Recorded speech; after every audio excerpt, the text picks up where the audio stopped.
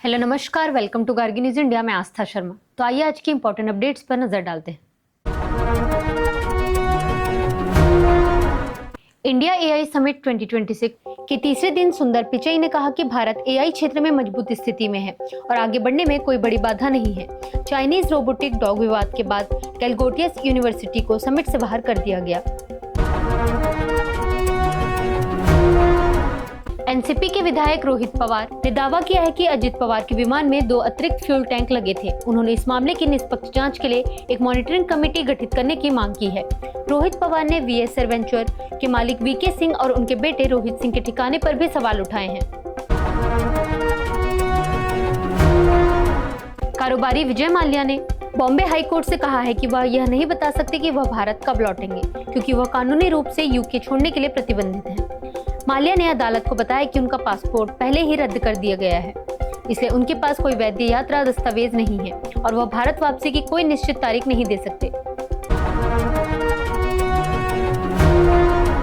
India AI summit 2026 में imported robotic dog दिखाने के विवाद के बाद कैलगोटियस यूनिवर्सिटी को एक्सपो से बाहर कर दिया गया। विश्वविद्यालय ने सफाई देते हुए कहा कि उन्होंने रोबो डॉग का निर्माण नहीं किया और केवल अत्याधुनिक विदेशी तकनीक को कैंपस में प्रदर्शित किया था। भारत सरकार ने बिजली और कोयला क्षेत्र की परियोजनाओं में देरी को देखते हुए चीनी उपकरणों के आयात पर लगी कुछ पाबंदियों में ढील दी है। अधिकारियों का कहना है कि यह छूट राष्ट्रीय हित में दी गई है, क्योंकि चीनी आयात पर रोक लगाने से भारत की मैन्युफैक्चरिंग क्षमता और चल रही परियोजनाओं पर नकारात्मक असर पड़ सकता है। अभिषेक बनर्जी ने आरोप लगाया है कि इलेक्शन कमीशन ऑफ इंडिया के अधिकारी सुप्रीम कोर्ट ऑफ इंडिया के निर्देशों की अनदेखी कर रहे हैं और व्हाट्सएप के जरिए निर्देश जारी कर रहे हैं। उन्होंने दावा किया कि स्पेशल रोल ऑब्जर्वर सी मुरुगन व्हाट्सएप ग्रुप में माइक्रो ऑब्जर्वर को जन्म प्रमाण पत्र की स्वीकार्यता को लेकर निर्देश दे रहे हैं, ताकि मतदाता सूची से नाम हटाने की संख्या बढ़ाई जा सके। प्रधानमंत्री नरेंद्र मोदी ने गूगल के सीईओ सुंदर पिचई से मुलाकात कर एआई के क्षेत्र में सहयोग पर चर्चा की। प्रधानमंत्री ने सोशल मीडिया प्लेटफॉर्म एक्स पर बताया कि बैठक में भारत द्वारा एआई के क्षेत्र में किए जा रहे कार्यों पर बातचीत हुई और यह भी चर्चा हुई कि गूगल किस तरह भारतीय छात्रों और पेशेवरों के साथ मिलकर इस क्षेत्र में काम कर सकता है। भारत और अमेरिका के बीच सहमति बने 18% टैरिफ पर अंतिम फैसला अगले 3-4 दिनों में लिया जा सकता है। डोनाल्ड ट्रंप ने 7 फरवरी से भारत पर लगाया गया शुल्क 50% से घटाकर 25% कर दिया था। अब शेष 25% पारस्परिक टैरिफ को घटाकर 18% करने का निर्णय लंबित है, जिस पर जल्द घोषणा हो सकती है। भारतीय जनता पार्टी ने राहुल गांधी के एआई समिट को लेकर दिए बयान पर तीखी प्रतिक्रिया दी है। बीजेपी ने कहा कि जिन्हें समझ नहीं है उन्हें आर्टिफिशियल इंटेलिजेंस जैसे गंभीर विषय पर टिप्पणी नहीं करनी चाहिए। वैश्विक सुरक्षा और विकास के लिए मित्र देशों की नौसेनाओं के बीच आते हुए राष्ट्रपति द्रौपदी मुर्मू ने कहा कि भारत सामूहिक जिम्मेदारी और साझा सहयोग में विश्वास करता है। राष्ट्रपति ने विशाखापट्टनम तट के पास आयोजित तीसरे अंतर्राष्ट्रीय फ्लीट रिव्यू 2026 के दौरान भारतीय नौसेना के युद्धपोतों तथा मित्र देशों के जहाजों का समुद्र में लंगर डाले 6 कॉलम में निरीक्षण किया। प्रधानमंत्री नरेंद्र मोदी ने फ्रांस के राष्ट्रपति इमैनुअल मैक्रों के साथ द्विपक्षीय वार्ता के बाद इंडिया फ्रांस इनोवेशन फोरम के लिए एक साथ कार में सफर किया। यह दृश्य भारत फ्रांस की गहरी दोस्ती और मजबूत रणनीतिक साझेदारी का प्रतीक माना जा रहा है। मोहन भागवत ने हिंदू समाज को एकजुट करने और हिंदू परिवारों से 3 बच्चों का संकल्प लेने की अपील की। उन्होंने कहा कि घुसपैठियों की पहचान कर उन्हें हटाने और कानूनी प्रक्रिया के तहत देश से बाहर भेजने की कार्रवाई होनी चाहिए। शिवसेना के नेता संजय राउत ने भारतीय खिलाड़ियों द्वारा पाकिस्तानी खिलाड़ियों से हाथ न मिलाने के मुद्दे पर बीजेपी पर निशाना साधा है। उन्होंने इसे दादागिरी बताते हुए कहा कि खेल को राजनीति से दूर रखा जाना चाहिए। विदेश सचिव विक्रम मिस्री ने जमात इस्लामी के अमीर शफीकुर रहमान से महत्वपूर्ण मुलाकात की। इस दौरान विक्रम मिस्री ने शफीकुर रहमान का अभिवादन किया और बांग्लादेश के साथ इंडिया के लोगों के बीच मजबूत और जनकेंद्रित संबंधों को दोहराया। मंत्री ने एआई समिट में पहले दिन हुई अव्यवस्थाओं को लेकर माफी मांगी और भरोसा दिलाया कि सुधारात्मक कदम उठा लिए गए हैं। जबकि उपस्थित लोगों ने सामान चोरी और बुनियादी सुविधाओं की कमी पर नाराजगी जताई।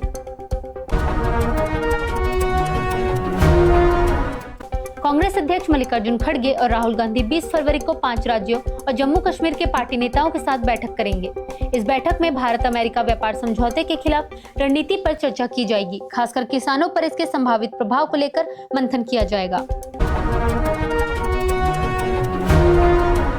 भारत और फ्रांस ने रक्षा सहयोग को अगले 10 वर्षों के लिए बढ़ाते हुए सैन्य साझेदारी को मजबूत करने का फैसला किया। भारत ने राफेल विमानों में स्वदेशी सामग्री 50% तक बढ़ाने और देश में उसकी मेंटेनेंस सुविधा के विस्तार की मांग की।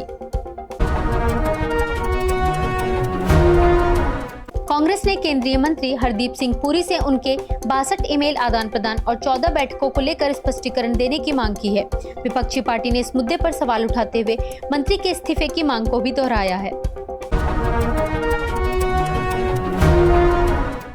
असम के मुख्यमंत्री हिमंत बिस्वा शर्मा ने वायरल वीडियो विवाद पर कहा कि उनके सभी बयान संवैधानिक मर्यादा के भीतर होते हैं और उन्हें किसी बात का डर नहीं है। उन्होंने कहा कि वे असम और हिंदू समाज के हित में बोलते हैं और आगे भी ऐसा करते रहेंगे।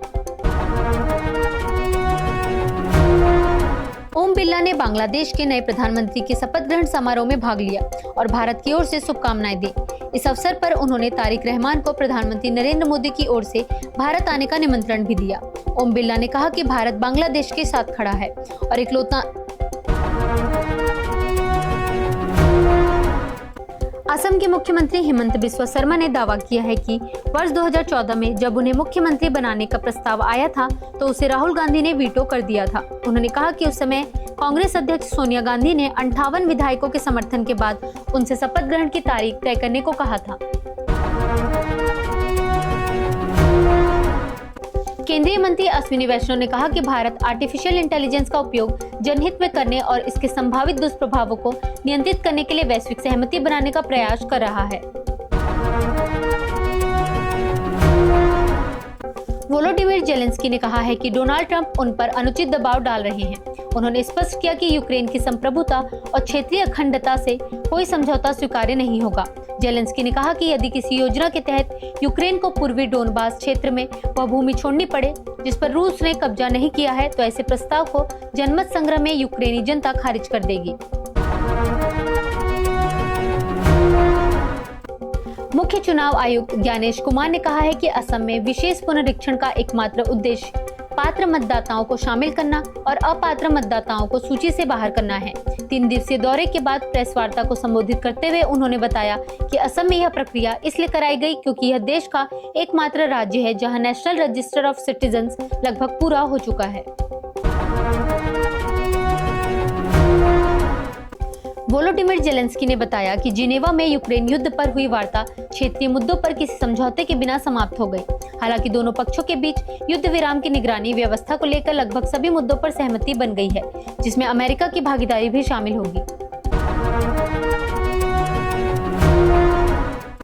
केंद्रीय वाणिज्य मंत्री पीयूष गोयल ने कहा कि हर मुक्त व्यापार समझौते के तहत दी गई रियायतें निजी क्षेत्र की सहमति के बाद तय की गई हैं। उन्होंने दोहराया कि भारत अमेरिका अंतिम समझौते का पूरा पाठ अंतिम रूप लेकर सार्वजनिक होने के बाद किसानों को किसी भी तरह की शिकायत का कारण नहीं रहेगा। एनवीडिया और ओपनएआई ने भारत के उद्योग जगत और शैक्षणिक संस्थानों के साथ साझेदारी की घोषणा की है। यह घोषणा जारी एआई इम्पैक्ट समिट के दौरान की गई। इन साझेदारियों का उद्देश्य भारत में एआई अनुसंधान, स्किल डेवलपमेंट और उन्नत तकनीकी नवाचार को बढ़ावा देना है ताकि उद्योग और शिक्षा क्षेत्र को वैश्विक स्तर की एआई क्षमताओं से जोड़ा जा सके। तो ये थी आज की बड़ी खबरें। बने रहिए गार्गी न्यूज इंडिया के साथ। मैं आस्था शर्मा। धन्यवाद।